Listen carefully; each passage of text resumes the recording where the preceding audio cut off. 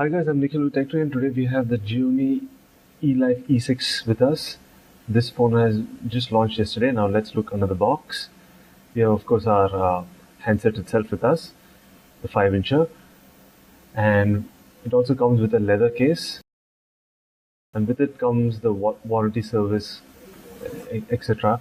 But you also have two screen protection guards with this, and you have also your user manuals. With this comes the micro USB AC adapter. You got to connect your USB cable in there. This is the cable, and you have your earphones.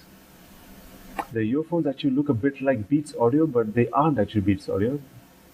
They're from Gionee itself. Now let's look at the handset. Now taking out of its plastic covering. There you go. And now this is quite a light handset. It's at 128 grams, and it has a unibody design.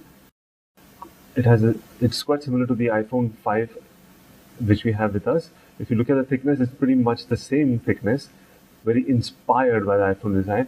And we have a 4-incher comparing with this huge 5-inch phone. As you can see the difference over here. The phone speaker arrangement is quite inspired by the iPhone 5s speaker arrangement itself. As you can see, it's at the bottom rather than the sides or at the back. You also have your power key right on top with the 3.5mm jack, and also your micro SIM with a micro SIM key card which you can remove this with.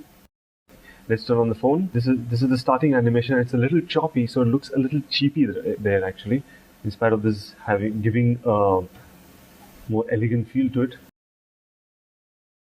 And this is the 5-inch screen with 1080p resolution. It looks quite good. So let's see how it actually works.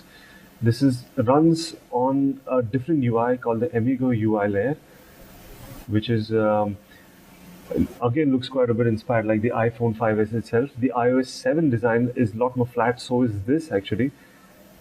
When you compare the icons, etc.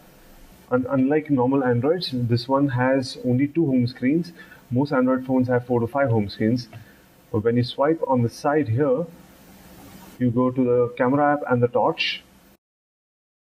This is the torch running through the LED flash. When you swipe in and out, you will notice that the background blurs here. It's a nice little effect. When looking through the apps, you'll notice that it's not as smooth as you would expect Android to be. You also have the kind of hidden buttons here, which the home screen, the system settings, etc. And when you look at the menu here, it doesn't look like a normal Android with a black screen. It actually looks a lot iPhone-ish in this sense. Now let's look at the About phone. Here you have the 4.2.1 Android OS in this, which will be updated soon. They show about that to the 4.3 update. And if you look at the styling of the icons, etc., it does scream a lot about like the iPhone itself. Now when you look at the functionality of the system, it reminds you a lot of Mac with the animation that pops in and pops out, such as this. You'll see it pops up and goes back right down. Now let's look at the 13 megapixel camera here. We have our minion from McDonald's, who's our model here. Now let's enter this and focus. Let's touch to focus in this. Yes, there you go. And let's click. It's quite snappy when clicking, which is a good thing. When you click on the side here, you will get to see all your filters, etc.